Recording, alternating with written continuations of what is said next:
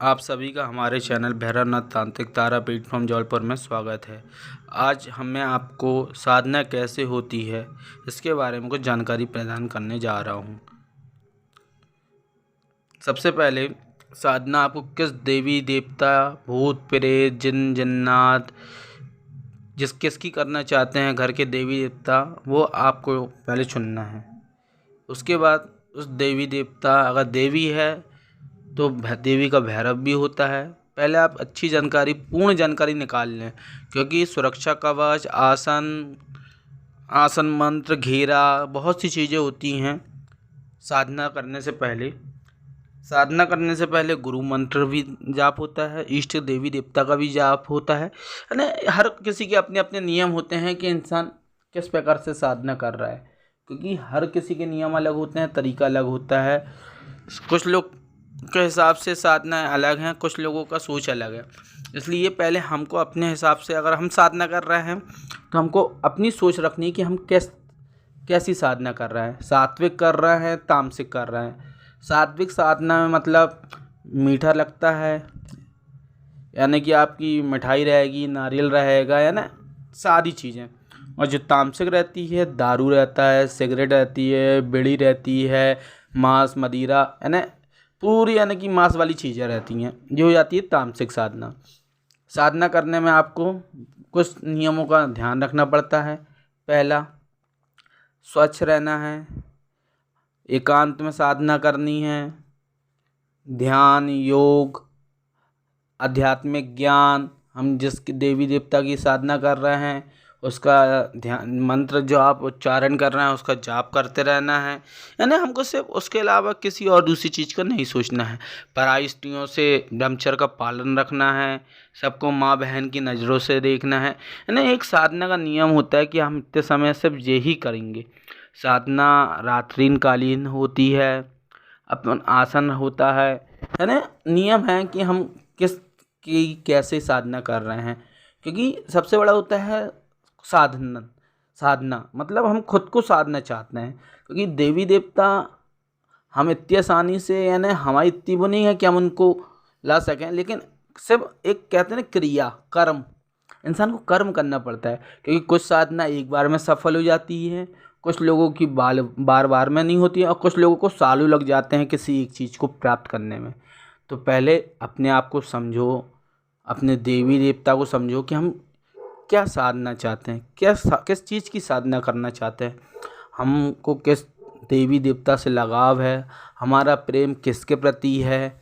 अगर हम किसी देवी देवता की साधना करना चाहते हैं, उसके पहले उस देवी देवता का जो बीज मंत्र है आप उसका जाप करें।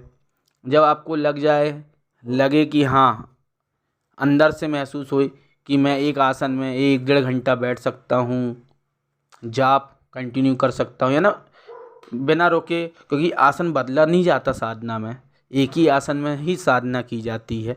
ना हम हिल सकते हैं ना उठ सकते हैं। सिर्फ यह है कि आप जितने जाप कर रहे हैं उस समय, जाप के समय आपको हिलना, अगर डर भी है तो डरना नहीं है। गुरु शब्द इसलिए कहा गया है गुरु, क्यों? क्योंकि गुरु कैसा भी हो, लेकिन गुरु होना ज़रूरी है, क्योंकि गुरु होना बहुत अति आवश्यक है आज के समय में, खासकर साधना लाइन में। अगर आप उग्र साधना कर रहे हैं तो गुरु होना अति आवश्यक है, क्योंकि बिना गुरु के कोई भी उग्र साधना ना करें। उग्र साधना अगर हम करते हैं तो उसके परिणाम ये बहुत बुरे हो सकते हैं।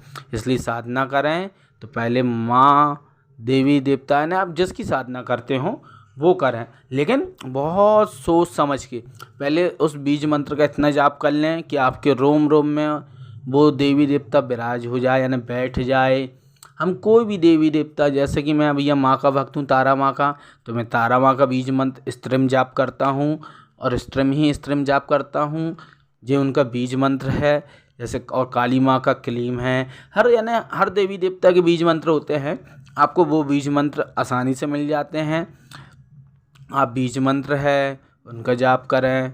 जाप करने के पहले घर में अगर इष्ट है तो इष्ट देवी देवता को अर्जी लगाएं कि मैं जे देवी देवता की साधना करना चाहता हूँ, तो उनको जोड़े पे फल रखें, अगरबत्ती लगाएं, अपना नियम से, यानी कि आप उनके पहले पूजा पाठ करें, उनसे आज्ञा लें। और साधना में सबसे आप समय पर का ध्यान रखें, क्योंकि साधना रात्रिकालीन होती है। पंचांग देख के, समय मुहूर्त देख के ही साधना में बैठा जाता है। और साधना में जो आपका दीपक जलेगा वो बुझना नहीं चाहिए। जो भी आप देवी देवता की कर रहे हैं, उन देवी देवता की फ़ोटो, यंत्र, माला आपकी सिद्ध होनी चाहिए, गौमुखी होना चाहिए।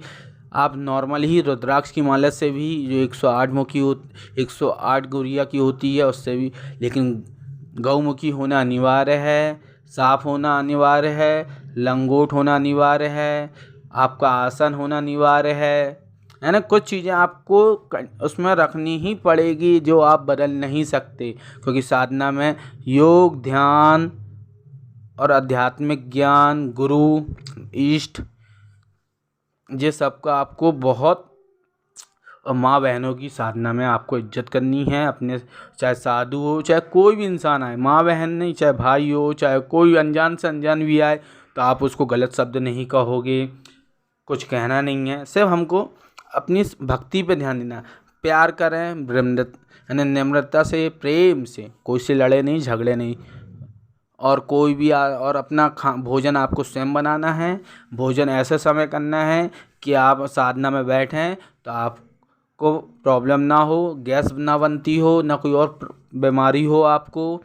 इसलिए कहा गया है पहले आप बीज मंत्र का जाप करें, अपना आसन मजबूत करें। आसन मजबूत ऐसा कि हम माला सिद्ध करके पहले बीज मंत्र का घर में प्रैक्टिस, यानी को रियाज, जो भी आप लोग बोलना चाहें अपनी भाषा में, अलग अलग भाषा में, हम पहले घर में बैठ के बीज मंत्र का जाप करते हैं। पहले 5 मिनट, 10 मिनट, 1 माला, 2 माला, आप जितनी माला कर सकते हो।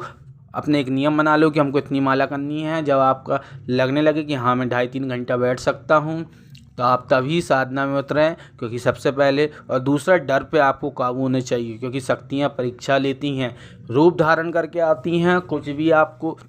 इसलिए आप डरें नहीं, भरोसा रखें माँ पे, अपने गुरु पे, कि हम साधना कर रहे हैं माँ। और साधना करने से पहले संकल्प लेना है कि आप कितनी माला पर डे करेंगे। अपना नाम, माँ का नाम, गोत्र, पता, सब कुछ, कुल देवी देवता ने, हर नियम से आपको चलना है। भोग माँ का अलग अलग होता है, हर देवी देवता का भोग अलग होता है।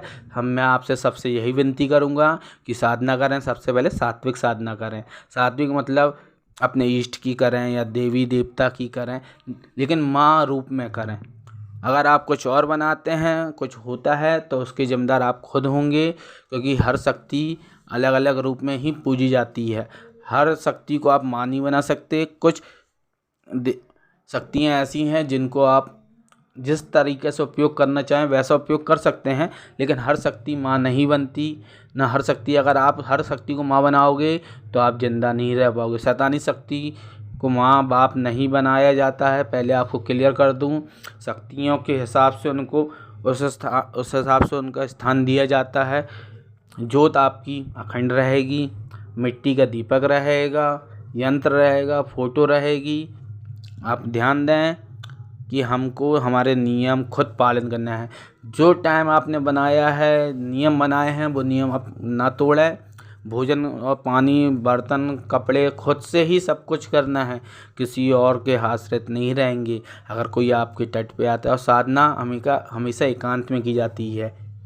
कुछ साधनाएँ घर में भी होती हैं, कुछ साधनाएँ एकांत में होती हैं, लेकिन बड़ी शक्तियाँ, सिद्धियों जिनकी साधनाएँ होती हैं वो एकांत में होती हैं। और कुछ गृहस्थ में भी साधनाएँ होती हैं, लेकिन उस समय भी हमको कुछ नियम पालन, जैसे घर में अगर हम साधना करते हैं तो कमरा अलग होना चाहिए, ब्रह्मचर्य का पालन होना चाहिए, जब वाणी में आपकी प्रेम होना चाहिए, भक्ति होनी चाहिए। सोना आपको ज़मीन पे पड़ेगा, और हमेशा आपको अपने कमरे में कोई दूसरा आ सकता। आप जो भी कर्म करेंगे, पूजा पाठ, वो रात्रिकालीन ही रहती है साधना में। बाकी आपको क्या करना है क्या नहीं, मैं ज़्यादा तो नहीं समझा सकता, क्योंकि साधनाएँ हर किसी की सोच के ऊपर रहती है। सोच मतलब भरोसा, विश्वास, क्योंकि हम जितना सामने वाले भरोसा करेंगे, क्योंकि हमारे एक अंदर से, कहते हैं ना, जब हम किसी चीज़ पे मग्न हो जाते हैं तो उस चीज़ में हम खो जाते हैं। अगर हम साधना कर रहे हैं, हमको सोना नहीं है साधना के समय, जाप के समय। याद रखें, हमारी जो माला रहेगी वो सीने के सेंटर में रहेगी, हाथ अंदर रहेगा, गौमुखी रहेगी जिसमें हमारी माला पैर में टच ना हो, और तुड़ी तक गौमुखी रहेगी, ना कि उससे ऊपर ना उससे नीचे। ध्यान रहे पेट की तुड़ी, ना कि नीचे ना ऊपर। गौमुखी एल टाइप में बनाई जाती है। आप गौमुखी देख भी सकते हैं। कुछ समय बाद मैं गौमुखी की फ़ोटो भी अपलोड कर दूंगा, रील्स में आप स्टोरी में देख सकेंगे सही में यूट्यूब में। बाकी मेरे चैनल में डिस्क्रिप्शन में मेरा व्हाट्सअप नंबर भी दिया है। आप जानकारी प्राप्त करने के लिए मुझे या तो कमेंट कर सकते हैं या फिर मुझे व्हाट्सअप कर सकते हैं। बट अगर कोई सहायता चाहते हैं, ज्ञान चाहते हैं, कुछ पूछना चाहते हैं, तो मैं भैरवनाथ तांत्रिक आपकी सेवा में उपलब्ध हूँ। मैं तो ये बोलता हूँ सबको, भैया भक्ति करो, भक्ति ही सब कुछ है। साधना कर रहे हैं अच्छी, लेकिन साधना करने से पहले भक्ति अपनी इतनी मजबूत कर लो, क्योंकि हमने जो पाप किए हैं, सबसे इम्पोर्टेंट बात कि इंसान जो पाप करता है, जो हमारे चरित्र हैं, हमने जो कर्म करे हैं, हमारे पाप ही हमारी शक्तियों, दैविक शक्तियों को सामने आने से रोकते हैं। हम बुरा करते हैं ऐसा नहीं है, हमारे कर्म क्या रहता है कि हर किसी के कर्म अलग अलग रहते हैं। हम एक कहावत है, जैसा करेंगे वैसा पाएंगे। ये भी सच्चाई है। अगर आप बबूल का पेड़ लगाओगे और उसमें बोलोगे कि भैया कमल उग जाए, तो बबूल में कमल तो उगेगा नहीं। इसलिए कहा गया है कि पहले शक्ति को समझो, क्या शक्ति है, किस और हम कौन सी शक्ति की साधना करना चाहते हैं। पहले हमको कहते हैं ना, अपना अंदर मन के अंदर टटोलना है, अपने आप को उस योग्य बनाना है। योग से भी योग रहता है, जो सूर्य आसन रहता है, पद्मासन रहता है, बहुत से आसन हैं। योग के बहुत से आसन हैं जिसके द्वारा हम अपने आप को उस लायक बना सकते हैं। यानी कि हम जो आसन करेंगे वो आसन हमको हमेशा ही बनाए रखना है। साधना के समय में आसन महत्व करता है, क्योंकि हम आसन नहीं बदल सकते। अगर हम पालती मार के बैठे हैं, पद्मासन में बैठे हैं, तो हमको पद्मासन में ही जाप करना है। लेकिन याद रहे, रीढ़ की हड्डी आपकी सीधी रहेगी, हाथ ऊपर रहेंगे सामने गौमुखी के अंदर, और जाप चलेगा आंतरिक, ना कि शब्द बाहर निकलेंगे। यानी आप बोलेंगे तो मुंह से, लेकिन वो शब्द बाहर नहीं आएंगे। इसको अपनी भाषा में बोला जाए तो हम आध्यात्मिक जाप भी बोल सकते हैं, मानसिक जाप भी बोल सकते हैं। लेकिन मानसिक जाप, वो जाप सब में अंतर होता है। साधना के समय ध्यान दें कि हम जाप करेंगे, लेकिन हमारे जो शब्द रहेंगे, उच्चारण रहेंगे, वो क्लियर रहेंगे, लेकिन वो बाहर नहीं, तेज नहीं बोलना अपन को। क्योंकि हमारी जितनी एनर्जी अगर बाहर निकल जाएगी तो हमारे अंदर एनर्जी इकट्ठी नहीं होगी। इसलिए हमको वो पावर, शक्ति को एकत्र करना है, क्योंकि हम उस लायक बनेंगे तभी तो उन देवी देवता को देख सकेंगे, सुन सकेंगे, उनसे बात, क्योंकि हम उस लायक नहीं हैं। क्योंकि हवा देखने के लिए भी पहले हमको अपनी आँखें, यानी कि जो थर्ड आई इंसान बोलता है, तीसरी आँख, तो वो तीसरी आँख जगाने के लिए भी हमको पहले उस लायक बनना पड़ेगा। यानी कर्म हमको ही करने पड़ेंगे। आप सोचो, बिना कर्म के नहीं, पहले हम उस लायक बनेंगे, फिर साधना में बैठें तो बहुत फ़ायदा है। नहीं तो साधना के समय कुछ गलतियां होती हैं, कुछ त्रुटि होती है। इसलिए साधना करते समय पहले हम बीज मंत्र का जाप कर लें कुछ समय, 3 महीने 6 महीने, उसके बाद साधना में उतरें तो बहुत फ़ायदे में रहेंगे हम, क्योंकि हमारी बीज मंत्र यानी माँ का आशीर्वाद हमारे ऊपर रहेगा। जो भी आप देवी देवता करते हैं, उन देवी देवता का आशीर्वाद आपके ऊपर रहेगा। इसलिए फिर से बता रहा हूँ, साधना के लिए जो देवी देवता है उनका फ़ोटो, यंत्र, उनको भोग, किस चीज़ का दीपक लगता है, क्या प्रसाद लगता है, क्या कपड़ा पसंद है, क्योंकि जो कपड़ा उनको पसंद है वही कपड़े हमको भी धारण करने पड़ते हैं। ऐसा नहीं हो, लेकिन लंगोट वो आपकी चॉइस रहेगी। लंगोट का भी ध्यान देना है। लंगोट वस्त्र बंद मतलब कि होता है कि एक ब्रह्मचर्य का पालन कर। ब्रह्मचर्य का पालन ये नहीं कि हमने पहने और नीयत हमारी ख़राब है। हमको अपनी सोच पे भी कुछ समय काबू रखना है। साधना के समय हमको शक्ति से मतलब की साधना नहीं करनी कि यार हमारी साधना हो जाएगी तो हम ये करेंगे, ये बोलेंगे, ये सब कुछ नहीं सोचना है। आपको सिर्फ शक्ति का ध्यान लगाना है। यानी आपको सिर्फ साधना में जल लेके, हाथ में जल ले लेना, सीधे हाथ में अपना नाम, माँ का नाम, एड्रेस, गोत्र, सब कुछ संकल्प लेना है। और संकल्प लेके कि आपको इतनी माला पर डे करूँगा, या जो भी आप जैसा जाएगा उतना लेके वो जल माँ के सामने छोड़ना है। जिस जब संकल्प हो जाएगा तो उसके बाद आपको जाप चालू कर देना है। लेकिन समय ध्यान दें, पंचांग देख के ही मुहूर्त, क्योंकि समय चक्र है, समय देख के ही साधना में बैठा जाता है। ऐसा नहीं कि आप हमेशा कोई भी समय कुछ भी करने लग जाए। अगर आप समय का ध्यान रखेंगे तो आप कभी नुकसान नहीं प्राप्त करेंगे। इसलिए कहा गया है पहले हम अपने आप को साधेंगे, उस लायक बनेंगे तो साधना करें। और कोई जानकारी के लिए आप हमसे संपर्क कर सकते हैं। हमारे चैनल, हम मेरे डिस्क्रिप्शन में मेरा व्हाट्सअप नंबर दिया गया है। आप सभी का हमारे चैनल भैरवनाथ तांत्रिक तारापीठ फ्रॉम जबलपुर में स्वागत है। सभी भाइयों बहनों माताओं से मेरा निवेदन है कि मेरे चैनल को सब्सक्राइब करें, लाइक करें, शेयर करें। और कोई सहायता चाहते हों या कोई जानकारी चाहते हों तो मुझसे संपर्क करें। आदेश आदेश आदेश। जय श्री महाकाल, जय माँ तारा।